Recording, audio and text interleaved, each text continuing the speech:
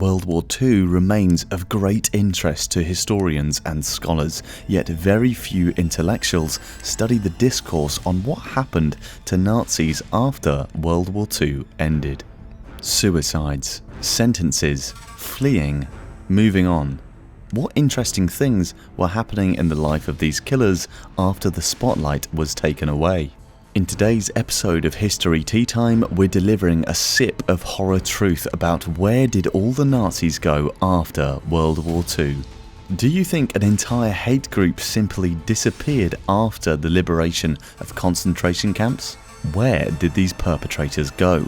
Click on the like button, subscribe and turn on notifications for more sips of fascinating history.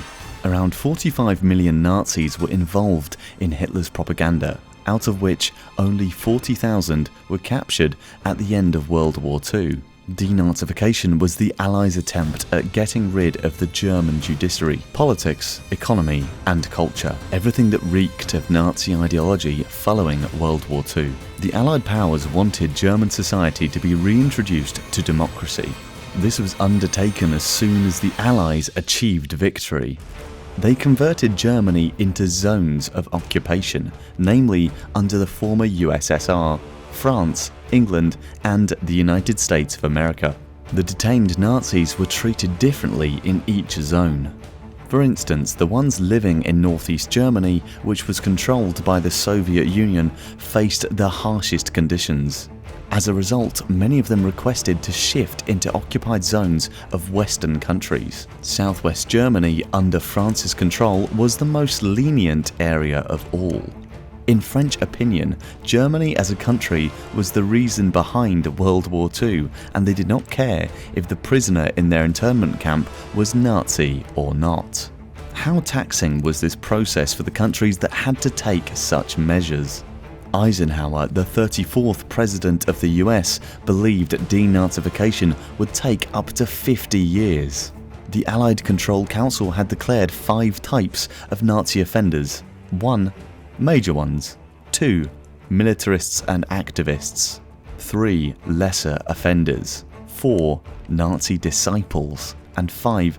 The ones who would get no punishment or be exonerated. They had to release some of them or else Germany's economy would have collapsed. They wanted the offenders to be removed from high posts and get designated into lower-ranking jobs. However, if every high-ranking Nazi was removed from his job, how would the German economy function since there were so many Nazis? In the zone under British control, 90% of lawyers were Nazis. In the French zone, 75% of teachers were Nazi or Nazi sympathizers. Constructing a nation from scratch, all while punishing skilled perpetrators, was a bureaucratic nightmare.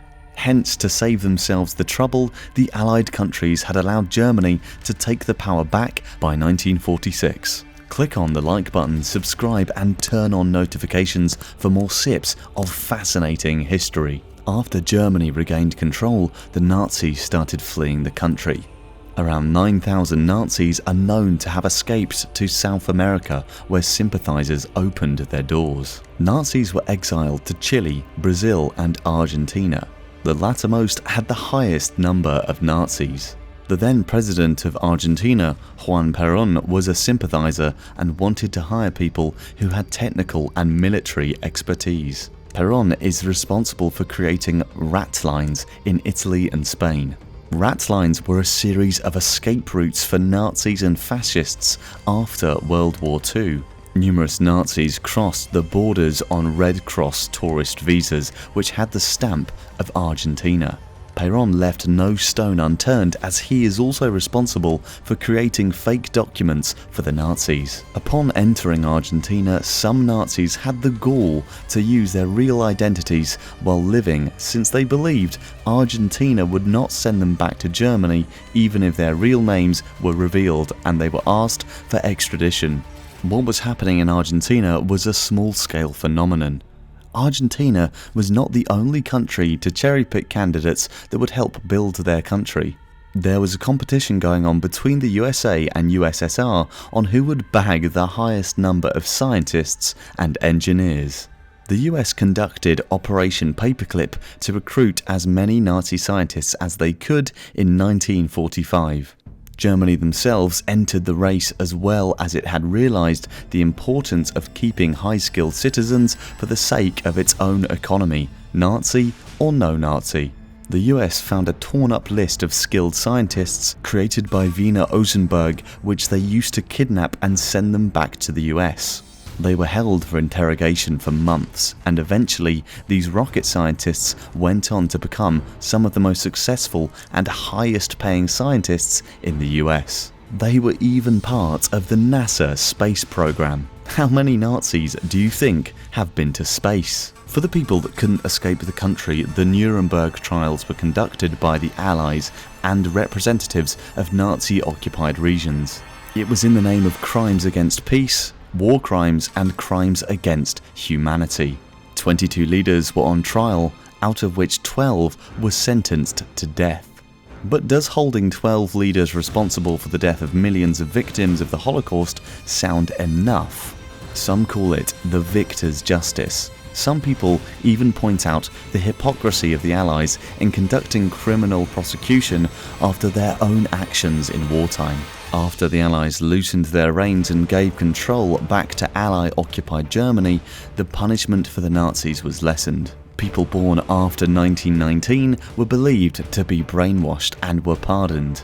Out of the total officials the US had removed from their posts, 75% of them were reinstated. 90% of the Nazis were given the title of lesser offenders by Germany so that they wouldn't be bogged down with conducting trials and punishments. The Cold War was a more important political phenomenon in the US's eyes, and the legal proceedings conducted after 1946 are considered to be very sketchy. The denazification process was on the back burner by 1951, as providing reparation to the victims and their families was the highest priority. Under the German government's care, around 800,000 court Nazis were exonerated and went without punishment, as they were declared as Type 5, no punishment offenders. There's a running joke in Germany that goes, the way people talk now, you'd think Hitler had been the only Nazi.